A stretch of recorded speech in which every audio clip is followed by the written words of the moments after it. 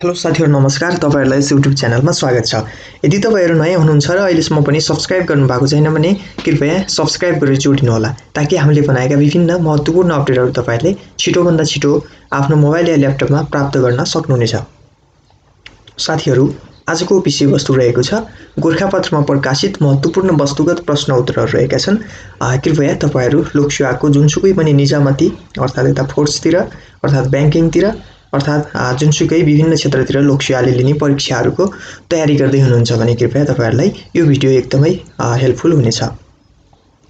विशेष गरी समसामयिक र केही महत्त्वपूर्ण प्रश्नहरु समेटेर गोरखापत्रमा यसमा प्रकाशित हुने प्रश्न उत्तरहरु महत्त्वपूर्ण हुने गर्दछन्। साथीहरु, लागौं ढिला नगरिकन आजको विषयवस्तुतर्फ।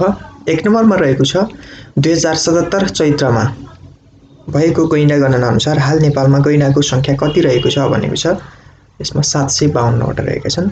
2077 चैत्र 28 मा सार्वजनिक गरिएको गैंडा गणनाको नतिजा अनुसार चितवन राष्ट्रिय निकुञ्जमा 694, बर्दिया राष्ट्रिय निकुञ्जमा 38, शुक्लाफाट राष्ट्रिय निकुञ्जमा 17 र पर्सा राष्ट्रिय निकुञ्जमा 3 वटा गैंडा भेटिएका हुन्।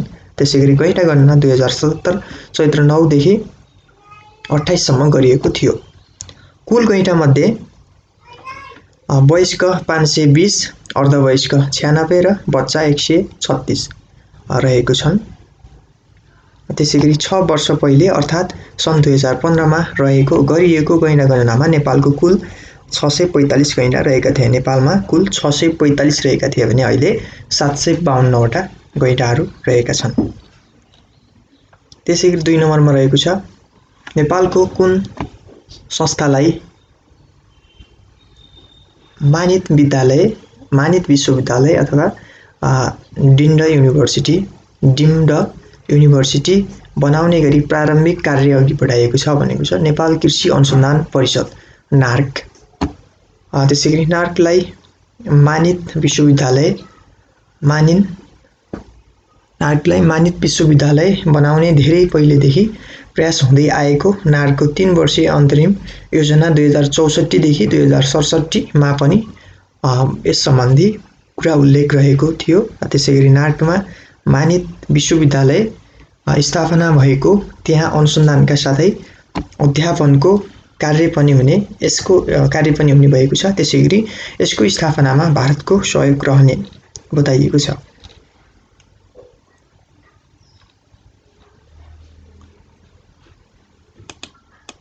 त्यसैगरी 3 नम्बरमा रहेको छ विद्युतीय सवारी साधनको चार्जिङ स्टेसन निर्माणमा सहयोग गर्ने संस्था कुन हो भनेको छ एसियाली विकास बैंक रहेको छ एआरडीबी।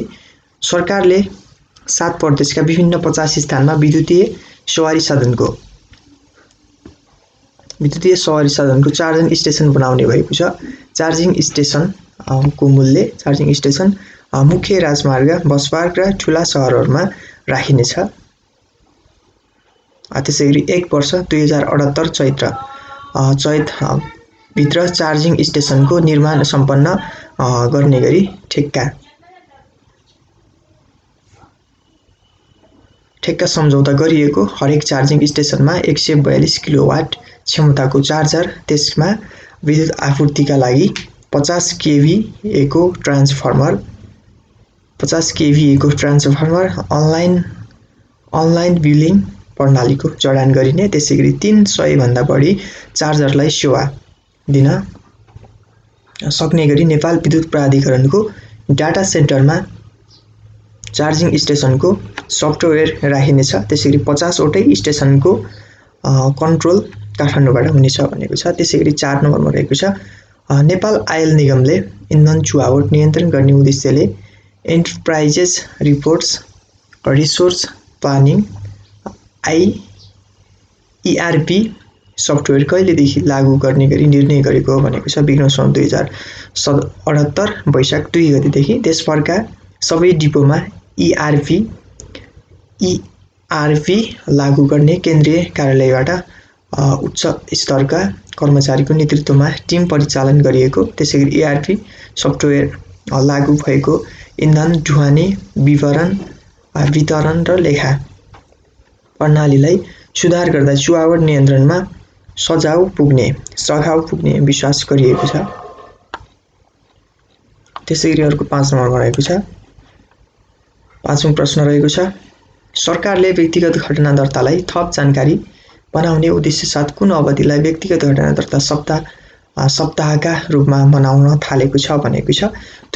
वैशाख 1 गतेदेखि 7 गतेसम्म विक्रमसम्म 2078, विक्रमसम्म 2078 देखि गरिएको छ भने वैशाख 1 देखि 7 गतेसम्म। नेपाल सरकारले सन् 2024 सम्म जन्म र मृत्यु दर्तालाई 100% पुर्याउने प्रतिबद्धता व्यक्त गरेको छ। त्यसैगरी अहिले मुलुकमा व्यक्तिगत घटना दर्ता 65% मात्र रहेको छ भनेको छ यसमा। त्यसैगरी 6 नम्बरमा रहेको छ, मेरो किता प्रणालीको शुभारम्भ कहिले गरिएको हो। विक्रमसम्म 2078 वैशाख 2 गते। नक्सा, प्लेट, रजिस्टर, त्यसैगरी फिल्ड रेखाङ्कन, निवेदन लगायतका सेवा अनलाइनबाट पाउने गरी यो प्रणाली सञ्चालनमा ल्याउन लागि यो प्रणाली कृषि उत्पादन र उत्पादकत्व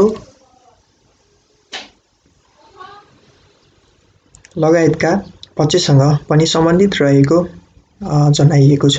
त्यसैगरी यस प्रणालीको प्रधानमन्त्री केपी शर्मा ओलीद्वारा शुभारम्भ गरिएको हो।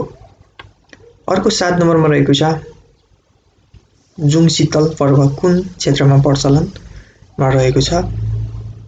जुङशीतल पर्व यो चाहिँ तराईमा रहेको छ।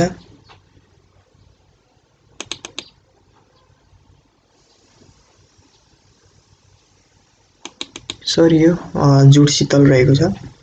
त्यसैगरी तराईमा रहेको छ। यो तराई मधेसका थारू, मैथली तथा मधेसी समुदायमा यो पर्व पुरानो वर्षलाई विदाई गरी नयाँ वर्ष मनाउने गरिन्छ। त्यसैगरी मैथली भाषाले यसलाई वाइन्स पावेन पर्व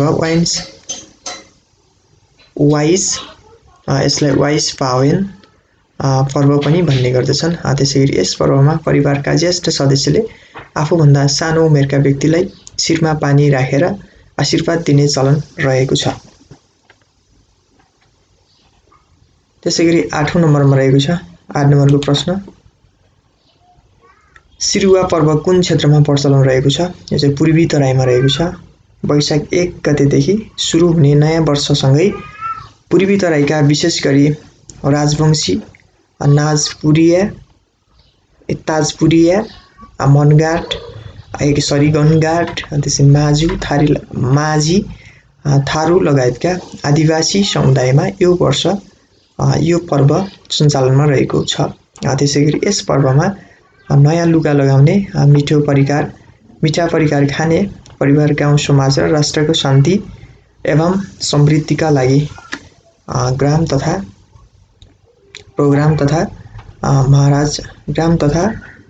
महाराज थानमा पूजा र घरमा कुल पूजा गरी मनाउने गरिन्छ। यस पर्वमा थानहरूमा मेला लाग्ने गर्दछ भनेको छ।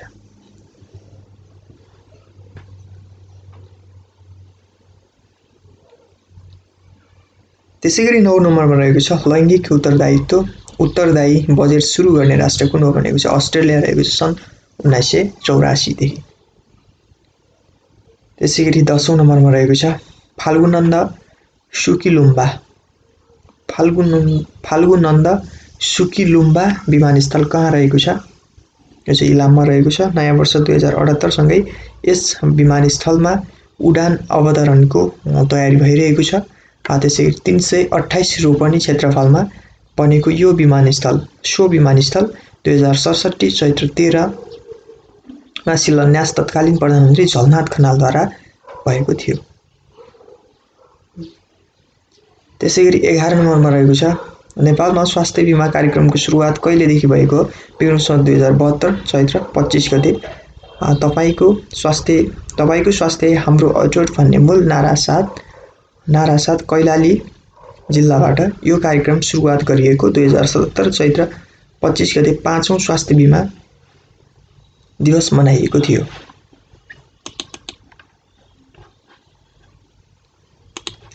त्यसैगरी 12औं नम्बरमा रहेको छ, अमेरिकाको आर्थिक अखबार CEO ओलद्वारा सन् 2020 मा प्रकाशित प्रतिवेदन अनुसार विश्वका सबैभन्दा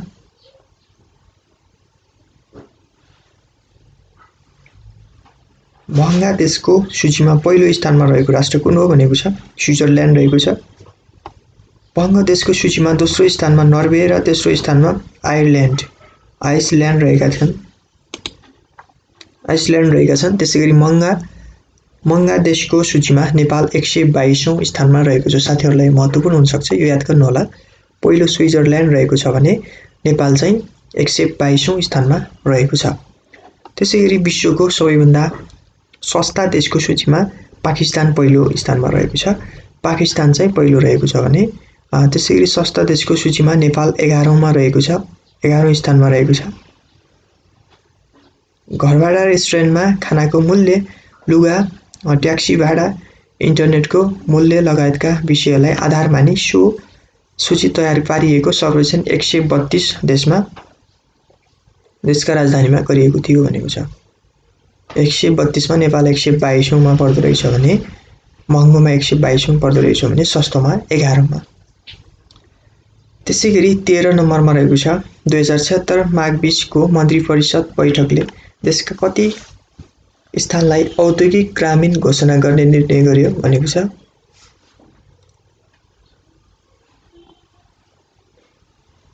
चाहिँ 5 रहेको छ, जो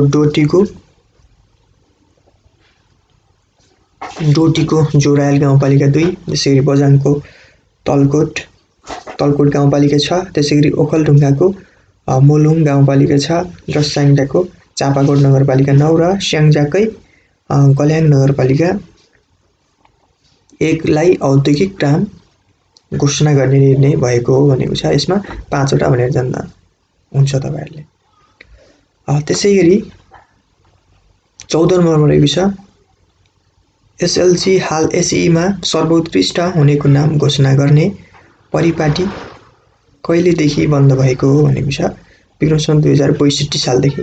विक्रम 2062 सालदेखि एसएलसी मा सर्वोत्कृष्ट हुनेको नाम घोषणा गर्ने परिपाटी बन्द भएको थियो 2062 देखि। 15 नम्बरमा रहेको छ नेपालको एकमात्र शिकार आरक्ष्य कुन हो भनेको छ। ढोरपाटन शिकार आरक्ष्य जुन चाहिँ रुकुम र बागलुङको सिमानामा रहेको छ। त्यसैगरी 16 नम्बरमा रहेको छ सबै खाले पुँजी मध्ये सर्वोत्तम हो। सबै खाले पुँजी मध्ये सर्वोत्तम हो मानव जातिमा लगानी भएको पुँजी भन्ने विचारक को हुन् भनेको छ। यसमा अल्फ्रेड मार्शल रहेका छन्। त्यसैगरी 17 मा रहेको छ नेपाल र भारत बीचको व्यापारिक भुक्तानी असन्तुलन रहनुका कारण के हो भनेको छ। नेपालले निर्यात भन्दा आयात बढी गर्नु हो।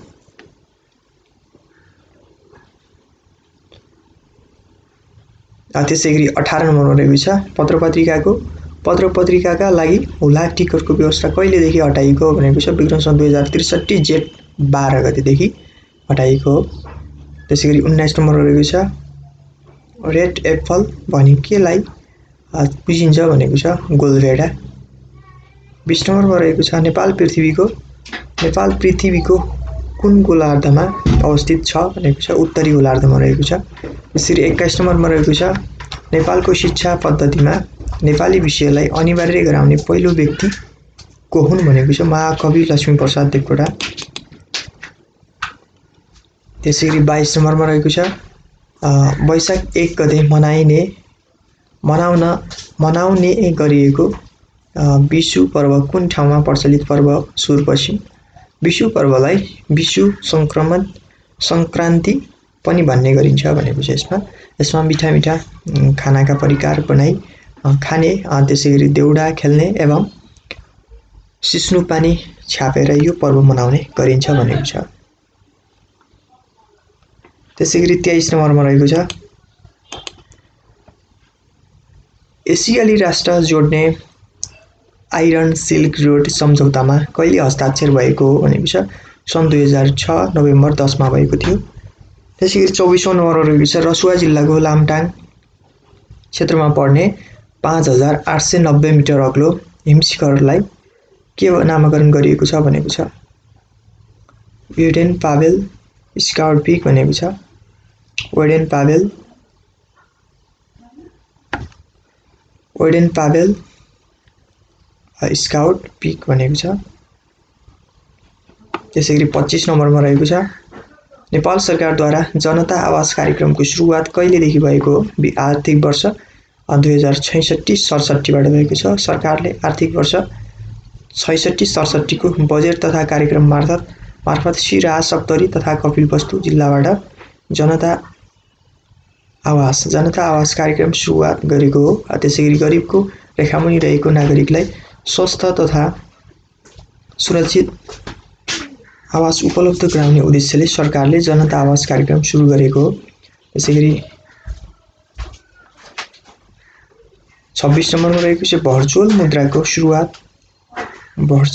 मुद्राको सुरुवात कुन देशबाट भएको हो? जापान। 27औं नम्बरमा रहेको छ जडीबुटीको कुन रोगमा उपयोगिता बारेमा उल्लिखित ग्रन्थ निघण्टुको प्रथम संस्करण कहिले प्रकाशित गरिएको थियो भनेको छ विक्रम 2025 मा। यो ग्रन्थ प्रथम संस्करणमा प्रकाशित रहेको 25 वर्षपछि दोस्रो संस्करणमा प्रकाशित नेपालको प्रज्ञा प्रतिष्ठानबाट भएको थियो भनेको छ। त्यसैगरी 28औं नम्बरमा रहेको छ विश्वको पहिलो महिला राष्ट्रपति को हुन् भनेको छ इसाबेल पेरोन रहेका छन्। अर्जेन्टिनाको इसाबेल पेरोन अर्जेन्टिनाको रहेको छन्। त्यसैगरी 29 नम्बरमा रहेको छ